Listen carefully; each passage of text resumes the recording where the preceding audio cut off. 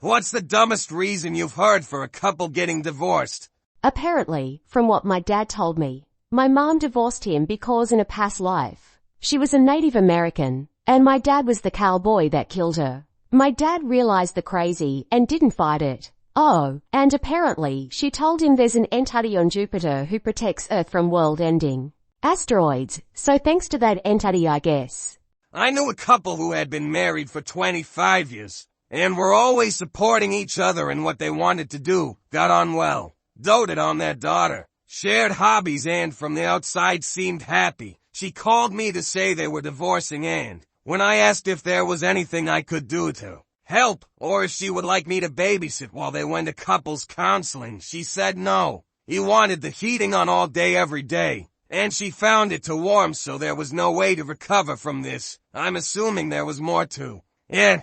My ex divorced me after his best friend died of a drug overdose. He left me to be with his best friend's girlfriend. He felt he needed to take care of her now that his friend was gone. We had only just met her at the funeral. They broke up within 2 weeks. The dumbest excuse I ever heard was when my now ex-wife told me we needed to divorce because a palm reader said I wasn't her soulmate. Apparently, the guy she was fucking behind my back for months was her soulmate, and had nothing to do with why we needed to divorce. I'm getting divorced because my wife found out that the only thing that helps her depression is my modafinil. She figured out how to order them from India, takes them at 5 to 10x the dosage, then hallucinates about me having affairs. Best part is none of her piece of shit family and friends have the guts to tell her it isn't real, and I'm not talking about things that can go either way. My wife accused me of staying in a hotel in Vegas with my girlfriend instead of going to work. I left the house at 7 p.m. and was home at 6 a.m., and I live in Philadelphia. She has a folder on her phone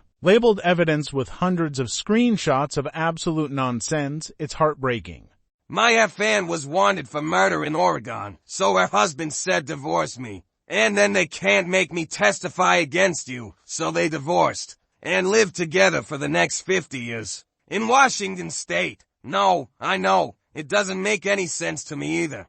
The husband laughed at a joke that was made at the wife's expense. It was their son's birthday party, and things had been tense for a while. But they'd been trying to work on the marriage. A relative was lighting the birthday candles, and the wife said, "Why didn't you start lighting from the middle instead of the edge?" The relative retorted, "I thought about doing it that way, but I was worried you'd have nothing to complain about."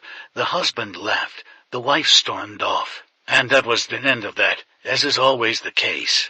There was more to it. That was just the straw that broke the camel's back. Crumbs in the bed. Wasn't feeling it after a week.